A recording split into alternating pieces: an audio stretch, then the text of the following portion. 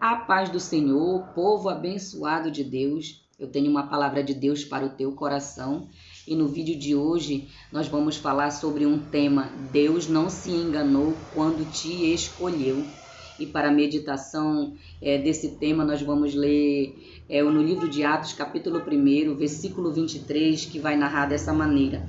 Então propuseram dois, José chamado Barsabás, cognominado Justo, e Matias, e orando disseram: Tu, Senhor, que conheces o coração de todos, revela-nos qual destes dois tem escolhido para preencher a vaga neste ministério e apostolado, do qual Judas se transviou, indo para o seu próprio lugar.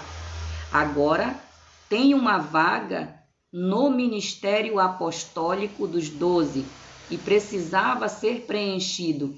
Muitos estudiosos, grandes estudiosos, teólogos, eles vão dizer que esta vaga, alguns deles citam que esta vaga era para ser do apóstolo Paulo e que Pedro havia agido precipitadamente. Mas isso não é o que a palavra ela vai nos dizer, porque quando Pedro agora está reunido com cerca de 120 pessoas, ele cita o livro de Salmo, no versículo 20 ele diz: porque está escrito no livro de Salmos, fique deserta a sua morada, daquela pessoa que se perde, do ímpio que se perde no seu caminho, e não haja mais quem nela habite, e outro tome encargo em seu lugar. Então era necessário que alguém agora preenchesse essa vaga.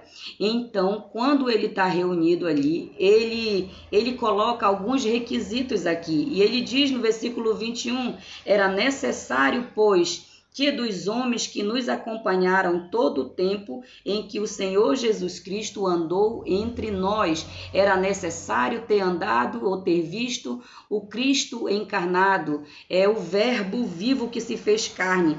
E ele vai narrando, começando no batismo de João, até o dia que dentre nós foi levado às alturas, e um deste se torne testemunha conosco da sua ressurreição. Também era necessário que tenha sido visto o Cristo ressurreto. Quando o Senhor Jesus ele vai chamar o apóstolo Paulo no livro de Atos, aqui mesmo do capítulo 9, sobre a chamada do apóstolo Paulo, ele não andou com Jesus, ele não viu o Cristo encarnado. O que ele viu agora foi um Cristo ressurreto. É por isso que ele diz na carta de 1 Coríntios, capítulo 15, versículo 8, ele diz assim, olha, e por derradeiro de todos me apareceu também a mim, o Senhor, como a um que nasceu fora do tempo. Ou seja, o apóstolo Paulo, ele não se considerava apóstolo. É por isso que ele diz, agora apareceu a mim, eu que sou o menor dos apóstolos. Ele não se considerava um, mas Cristo o havia chamado para o seu propósito.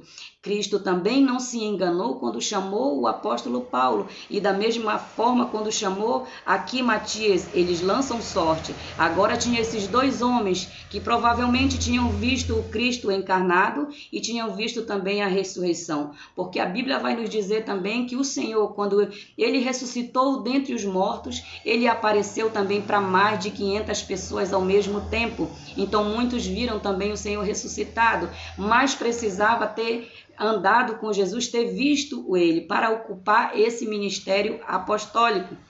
Então Deus não se engana quando escolhe alguém, e como um bom crente nunca se faz nada sem antes orar. E Pedro aqui ele ora antes e ele diz assim: revela-nos qual destes tem escolhido, e a sorte vai recair sobre Matias. Então Deus ele não se enganou quando te escolheu. Sabemos que Matias não teve, não cita obras, mas as obras de Matias ficaram ocultas, não foram divulgadas aqui no livro. Então existem pessoas que vão ter chamado, vão fazer a obra e muitas vezes vão estar em oculto. Mas você foi chamado, você foi escolhido, e o que ele diz? Vai e deis muito fruto. Então o Senhor não se engana quando nos escolhe. Amém? Que essa palavra edifique o teu coração.